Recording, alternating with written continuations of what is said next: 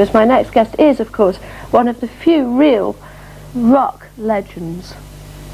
Jesus, I've been patronised. I wasn't patronising you. Well, you look your script well enough. That was a bit of a good build-up, I thought. Well, it's one of the few people in the world who would have taken on God Save the Queen and rewritten it, and also now has written this fantabulous book that I haven't actually read, but I've read the back flap, and that was good enough. Used to be Johnny Rotten, but now is John Lydon. Well, I'm still rotten to the core. Are you? Just oozing with it. Well, check the book out. I mean, nobody gets off lightly in here. This is a take-no-prisoners affair, I'm afraid. So how did you... I had Holly Johnson on recently who'd written his autobiography, and he'd had it cut to ribbons because they wouldn't let him say anything about anyone. How did you get away with being so brutal? Because everything I say is the truth. I mean, I've had lawyers go through this with a fine-tooth comb. It's not hearsay. It cannot be debated. This is completely factual, apart from the few opinions that litter the damn thing. Who do you think you've been hardest on? Myself, for beginners, my closest friends, my ex-business associates, the entire human race. Do you think the title might put people off slightly? If they were completely stupid and ignorant, if they bother to read on, they will find out exactly what it means. This is a title that I used to have to tolerate, say 15, 20 years ago, whenever we'd go up north touring. That was what was written on all the hotels and boarding houses. No Irish, no blacks, no dogs, and they meant it. Things have slightly changed since, not much.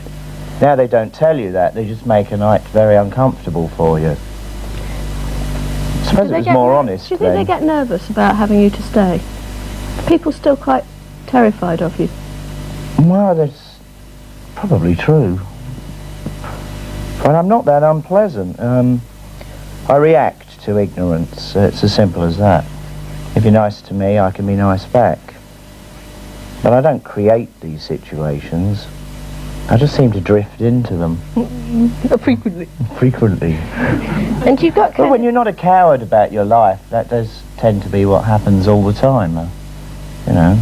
So if you... The occasional visits to jail, they can be thrilling too. Well, have you been to jail lots of times? Well, yes, it's rent-free, isn't it? When you were putting the book together, when you looked back on the Sex Pistols, did you feel like it was a happy period of your life? No, it was pure hell. It really was. But enjoyable in a perverse kind of way. I mean, that much excitement is never pleasurable. But it's better than the alternative. I had nothing going for me before the Pistols, nothing at all. And I've never looked back in anger. Malcolm McLaren frequently says that the whole group was a sort of con trick that he constructed to show how the music business could be manipulated. Well, read this and I think you'll find what a load of rubbish that man speaks. Hindsight seems to be his major talent, so let's move on before I get annoyed. Did you get fed up of people spitting on you? Absolutely. It's a bit of an unpleasant... yeah, it's something that I think the Daily Mirror and the Sun and the likes instigated. Of course I spat on stage because this relates to an illness I had in my childhood. I had severe meningitis. I was in a coma for a year. It destroyed my sinuses. So hacking big ghoulies is quite normal for me. I don't recall that people who've had meningitis do that. Funnily enough, it happens with me. And so you I have very, very bad sinuses, and it's all related to something that went wrong with my spine, and it affected my sinus cavities. Audiences would imitate that. The Daily Mirror would pick up on it, and before you know it, it became a fashion statement. But such is the absurdity of life. So do you still do it? Hacking, yeah. I'll do one in a second. No, please don't. Please don't. Ow! It's such an awful noise. Is it true that you grew up with Sid Vicious? I didn't grow up with him. I spent a large amount of my youth with him.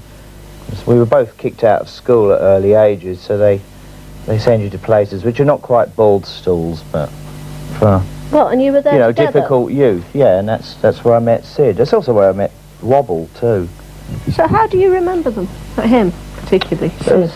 As a John Beverley. So you have do you have nice memories? Yeah, he was a very good friend of mine. A bit stupid and a bit easily led, but that's how I like most of my friends to be. Yeah, I prefer boys to be like that as well. Different reasons, I hope. Do you think that his death sort of made him into a kind of tragic hero? I think his heroin addiction was turned into something glamorous, which I find disgusting.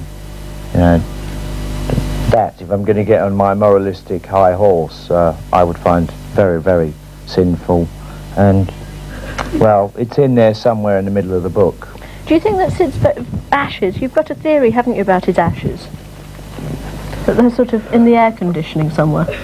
This is what I was told. Well, who am I to doubt rumour and myth and legend? Well, apparently his mother, on the way back from America after he was cremated, dropped the ashes at Heathrow Airport, so Sid is now blowing around the air vents. It's a kind of a very good way to go. It's rather a good sort of end, isn't it, really?